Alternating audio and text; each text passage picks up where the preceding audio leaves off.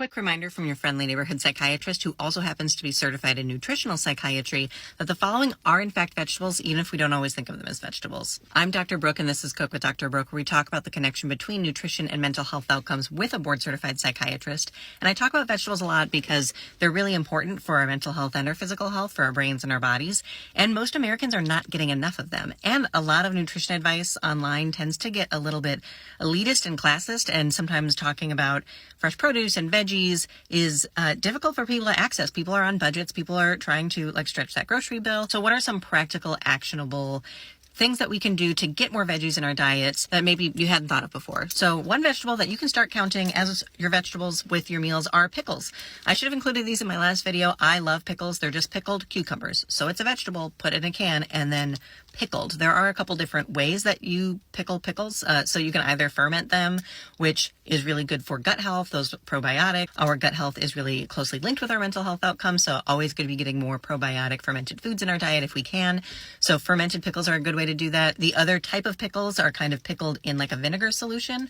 So I also really like those, even though they don't have all of those same gut benefits. It's still a vegetable. It's still a cucumber that's been kind of soaking in, pickling in vinegar. There are some studies suggesting that diets high in vinegar might be correlated with better depression outcomes. I would just still go ahead and count it as your vegetables if you like pickles, and if you need some more vegetables in your diet, knock yourselves out.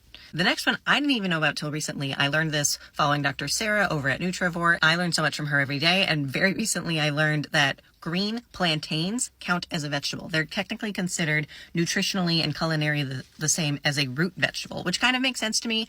You know, the starch profile, the micronutrients that they contain, it's similar to other vegetables. So green plantains specifically, before they're ripened and sweetened, are considered a root vegetable culinarily and nutritionally. You guys can keep fighting in the comments about the botanical classifications of all of these things. I don't care. I'm not a botanist. I'm a doctor, and I'm trying to get people to eat better and enjoy more vegetables in their diet. So leave the botany conversations for another day. I'm just trying to tell you what you can eat and feel good about. The third thing I'll add today comes from our friend Liam, who stitched my last video on this topic, and it's of course corn. So corn, another high carb vegetable, but it's still a vegetable. It grows out of the ground. You know, some people will say that corn is a grain. Even if I were going to humor you and agree with you and say, sure, it's a grain, most Americans are not getting enough whole grains in their diet either. So eating corn, whether you count it as a vegetable, whether you think that it's a grain, it's good for you. So go ahead and enjoy it. If you made it all the way to the end of the video, it's probably because you care about your mental health. So check out my channel for more content where we go over studies, we go over recipes, we have practical tips on how to be supporting your brain and your body so that you're feeling your best. Take care of yourselves, guys.